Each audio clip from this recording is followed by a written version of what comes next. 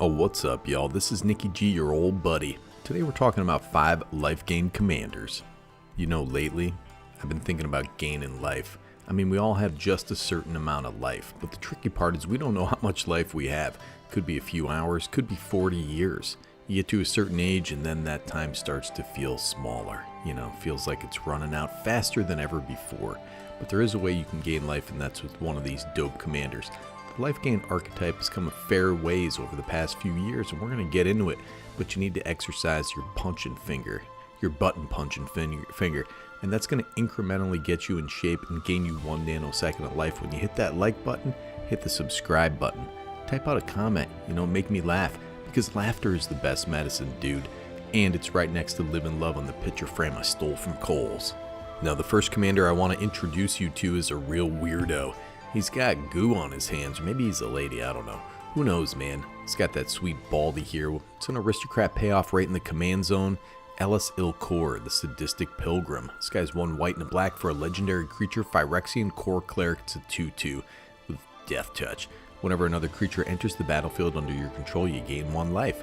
Whenever another creature you control dies, each opponent loses 1 life. Okay, this is a lady. I looked up the lore. Anyways, Ellis Ilor played a pretty pivotal role in reintroducing Sheoldred to Dominaria, and is a Phyrexian complete with cool mechanical voice and black oil eye and hand fluids. So what you want to do here is loop creatures in and out of the battlefield with combos like Phyrexian Altar and Pitiless Plunderer with Reassembling Skeleton. You're basically pulling a creature out of the yard over and over again, so you get Elas triggers. You can also use a card like Ashnod's Altar and the damn Grave Titan with a Nim Death Mantle to do the same thing. This lady's fun because you're paying off all this right in the command zone. And aside from infinite combos, you can easily reanimate enough creatures to ping everybody to death if you pack alternate aristocrats like Zulaport and Blood Artist. You're in excellent colors for this, and your commander costs 2 mana. You can't beat that. How about this dime piece? You got Celestine, the Living Saint, 4 and a white for a legendary creature, human warrior. It's a 3/4 with flying and lifelink.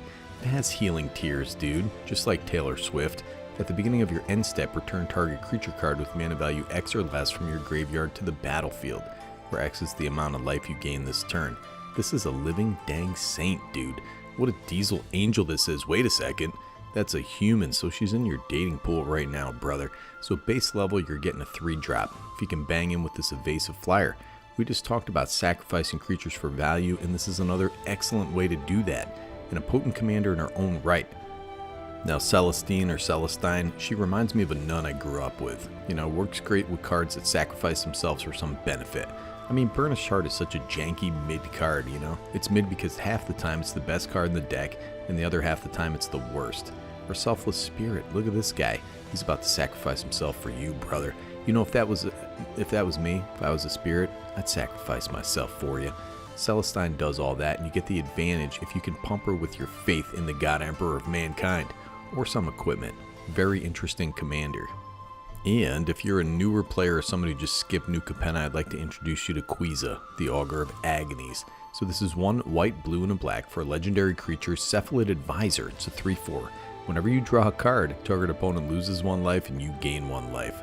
Listen, man, this is some kind of a unassuming design, and it's a little fragile. If you blast some big draw spell, people can just remove Queza in response and then you're sad.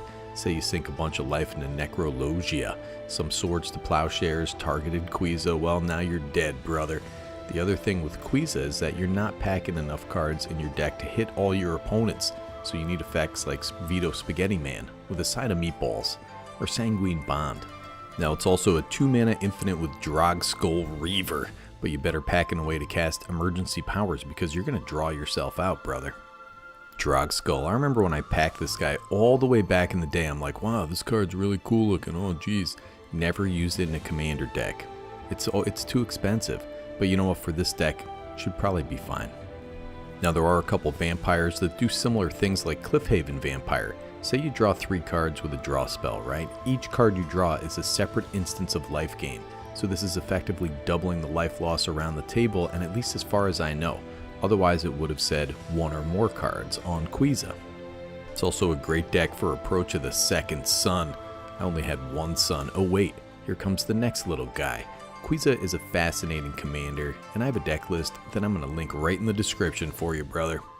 Alright, let's move on here to Treebeard, Gracious Host. This guy is 2 green and a white, legendary creature, tree folk. It's a 0/5. 0/5, how am I supposed to win with this, you fool? Well, I'm going to tell you, brother. You have Trample and Ward 2. When this guy enters the battlefield, create 2 food tokens. Whenever you gain life, put that many +1/+1 counters on target halfling or tree folk. 29 cents gets you the most masculine tree in any universe. So I built this guy. It's a banger commander deck for cheap, and it's a tree folk. That halfling or tree folk nonsense is just window dressing. That's just a trap, dude. You want this guy as your commander, and you want to get him big, and he's a dang tree folk. Now, the native Trample and Ward 2 makes Treebeard an amazing life gain / weird Voltron beater.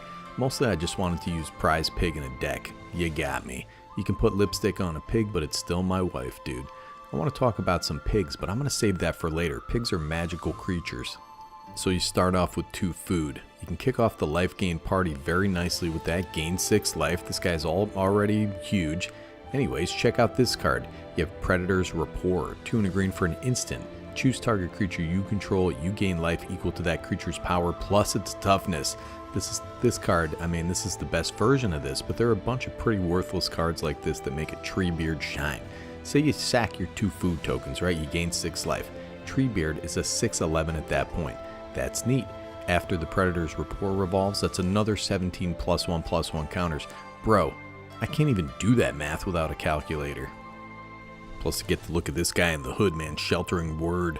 1 and a green for an instant. Target creature you control gains hexproof until end of turn. You gain life equal to that creature's toughness, which then puts more counters on our dude. This guy has a magic stick, and that's better than any black arrows that life throws at you, brother. Anyways, man, Treebeard is an awesome weird Voltron commander that immediately weaponizes life gain to slap in as the most masculine shrubbery in Isengard. Now, these 2 are a bit of a throwback, but we have Firesong and Sunspeaker. 4 red and a white for a legendary creature, Minotaur Cleric. It's a 4/6. Red instant and sorcery spells you control have lifelink. Whenever a white instant or sorcery spell causes you to gain life, Firesong and Sunspeaker deal 3 damage to target creature or player. You asked for it for years, dude. Wizards, please, for Christmas, I want a couple of sexy cows on a card. Finally, in the original Dominaria, we got these 2 bovine beasts. So of course, you know, you want to be casting Lightning Helix out there with these 2 sweet meats. You're basically doubling this stuff up, right? How about Star of Extinction? This crazy thing has a lifelink now. It's even more math, probably 100 life for 7 mana board wipe. These 2 creatures also play very nicely with Toralf and Boros Reckoner. Those big board wipes can spell the end of your opponents with these guys. They're going to redirect that damage.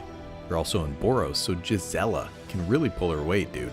She's down to 74 cents.